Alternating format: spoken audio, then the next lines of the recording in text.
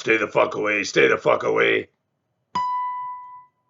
Stay the fuck away. Stay the fuck away. Howdy, everybody. Sean Patrick back. Feeling very happy. See, I've relocated with my friends, necrotizing fasciitis, because I had such a wonderful thing. My wife finally came home, 50 days apart. She's home for a few days for a visit and then has to go back and check on the boys. We've been taking it very careful so that we could do this. And so I want to send my virtual hugs and kisses out to everybody whose spouse can't cook like mine.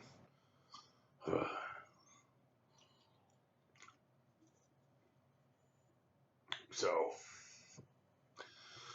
the addresses were filled with the usual, too much, not enough help, blah, blah, blah, the usual stuff for the most part.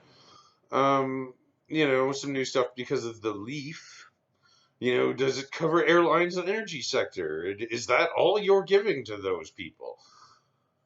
This is just fucking ridiculous. They said it was for all industries, and they specifically said including energy and airlines in the speeches, and then we're asked that repeatedly. This is just a pathetic waste of time. And what's the logic behind helping large companies? Because everybody's kind of fucked right now. Everybody, even the big ones. And one of the ones I liked a lot was asking the ministers if they felt it was a good idea to use Quebec school children as guinea pigs. Well, I mean, we can always have more kids. But probably the best thing that came up today, or has come up a few times, but repeatedly today, was do we have the capacity to produce enough vaccine? So, do we already have factories, production facilities set up to create an unknown substance, of which unknown quantities will be necessary? Get a grip. My God. So aside from actually coming home, my lovely wife Lisa has gotten quite a good view into my world a little bit more in the last few days.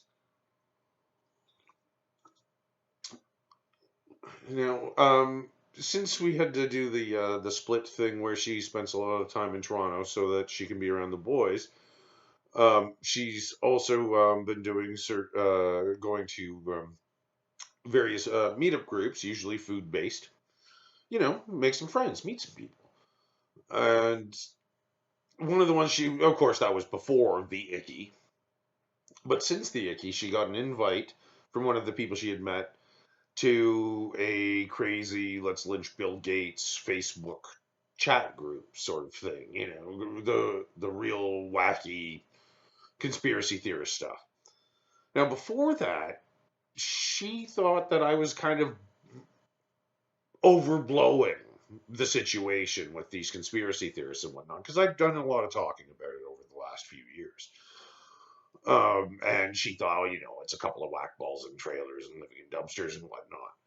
But then after getting this invite, seeing what this page is, seeing how many people are on it, seeing what is going on here, start looking into it a little more, and she now understands a little bit more about my world and how I look at these things, why that's been affecting me. She's been having a very hard time dealing with it, and it's understandable. I had such a hard time when I first realized that, there are people who believe in lizard people. So that was fun. And then today, she got home on Saturday, so I didn't watch Justin on Saturday. Sorry, Justin. So getting caught up today, I'm like, well, I did 2 days with it, the news hunt, so today this is got to happen. She's like, okay, cool, yeah, I'm interested. She's also found why I've been ranting so much about all these fucking journalists. They're wasting everybody's time with questions that either have already been answered or can't be answered 90% of the time. There is, don't want to lump you all in. There's the occasional good question that actually gleans some information. But it's as if this entire system that they have of the Q&A is set up to waste everybody's time and to not actually allow for any information dissemination, which is absolutely ridiculous. That's what it should be. And she's finally realized, why I'm interested in this. And also, seeing how, like, my scientific modality with this, I pay attention to the actual addresses first before looking at any of the print media or any of the other stuff. I usually started off on CBC, and so there's Rosie and a few others. They'll be talking for a few minutes before it. I'll watch that, and then in between the addresses, I'll just let it run. And if I hear something particularly interesting, I'll check into it. But I'm cleaning cat litter and doing dishes and doing my housework. But then, after I've watched the addresses, I pay more attention to the pundits and I pay more attention to the print media because it's all fucking crazy. And so, like, people are thinking, because we've talked about curbside service in Toronto, there are people who honestly think that means we're opening up and can we do this? And we're opening up full on. And this is because they're trusting in the print media or in the 6 or 10 o'clock news to give them this information, which they're not getting. They're getting spin.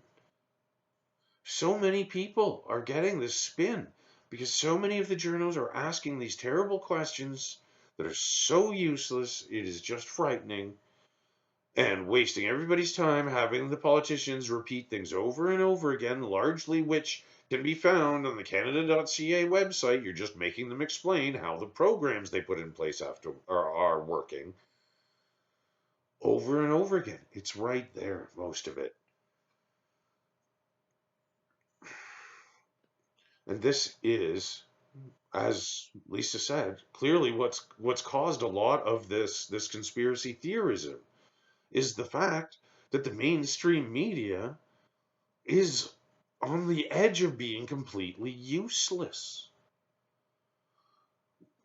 When before I check my stuff out, I go back and watch all the addresses on CPAC again. You know, make sure I got it right, and then look at the print media and watch how everybody just spins out on one word or one phrase taken out of context. And that's how the conspiracy theories work.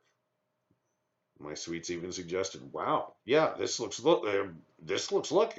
exactly like a conspiracy because of the lack of information that's coming out from this." So please, everyone, if you can't find any real information beyond somebody said it, don't believe it. And watch the addresses. They really are important because everything else in the media spins out of that. If you want a chance to know what's actually going on, you need to do that. And the other thing you need to do is stay the fuck away from each other and wash everything. A lot. Oh, my ribs.